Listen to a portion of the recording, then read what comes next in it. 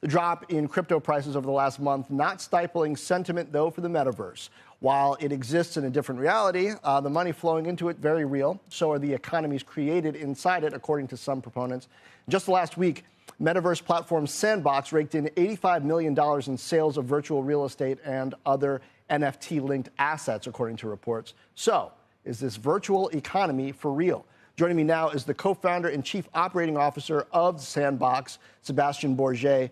Sebastien, I'm a metaverse skeptic in a way. Not all of the underlying trends, but the way some of them are put together. And part of what I'm wondering today, you can help me to understand, is how are these economies inside of the metaverse going to be affected by the real economy outside of it, right? So if you have shortages or inflation or even a tanking market outside, whether it's in Bitcoin or stocks, how much is that going to affect metaverse economies? Do we know yet?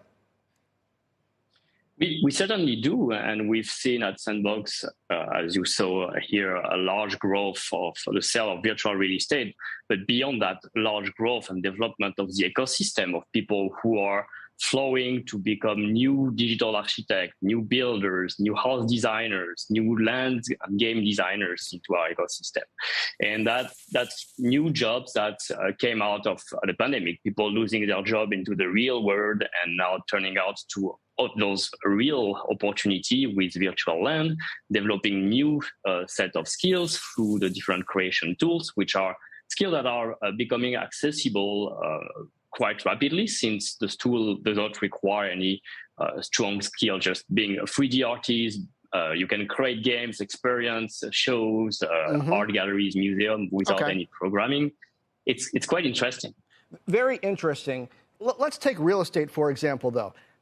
A lot of real estate in the real world is based on scarcity, right? Part of the reason why it's so expensive to buy a house in Silicon Valley is it's right up against the water and, commute times to work. How does scarcity work in a metaverse where, at least in theory, you could either create more land or just create a whole different world with the same home and the same trees? Well, just like you described, we're using blockchain as a technology. It's a public ledger that enables to establish a trust system and recreate digital scarcity. So we have established there will be ever only 166, 464 lands and never anymore in the sandbox. And that is the basis of trust established, and that creates this digital scarcity. Then from them, location becomes a key factor into this virtual land, as both brands, IPs, celebrities are coming, but essentially also new communities, content being born into the crypto space or the metaverse itself. Okay. So in a sense then, are the quality of the technology of the underlying metaverse platform combined with maybe the existence and engagements of celebrities or other people who you want to virtually interact with, are those effectively the scarcity in metaverse real estate and perhaps metaverse presence? What's going to create the value over time? Well, the value is really driven by location first, scarcity, of course, but more essentially by the content that will be produced by those builders, etc. Like what we're all looking for in the metaverse is new kind of more rich, more social, more immersive experience that can help us to get closer. And Sandbox Metaverse is offering a place which offers more culture, more brands, a lot of user-generated content, as it will be built 99% by users, by people, a place that is fun. And it's doable in a much, much faster way than into the physical world. Like you can bring things that are beyond imagination in a matter of days or weeks, which really accelerates the landscape of opportunities here.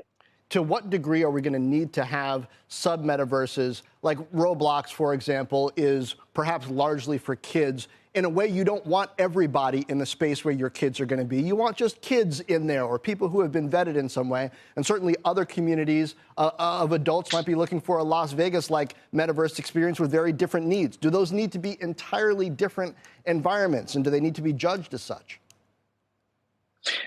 I think that's definitely the key idea around the metaverse. It's a place where a lot of different audiences and culture needs will coexist. And you can find that across multiple virtual worlds. The decentralized one allow users to transfer their asset, their identity as an avatar, etc. But in Sandbox, with 166, 164 lands, as you walk by with your avatar, you might encounter a place dedicated for sport fan, a place which is a concert venue, an art gallery, a museum, a game, a social hub, all of that within just walking distance with your avatar. Well, fascinating stuff. Differentiator, yeah. Maybe with Roblox, a key differentiator, I would say, like, is how the value generated through the contribution of users who are building the land or engaging with it is being redistributed. Is essentially it goes entirely back to the community, entirely back to the users. Yeah.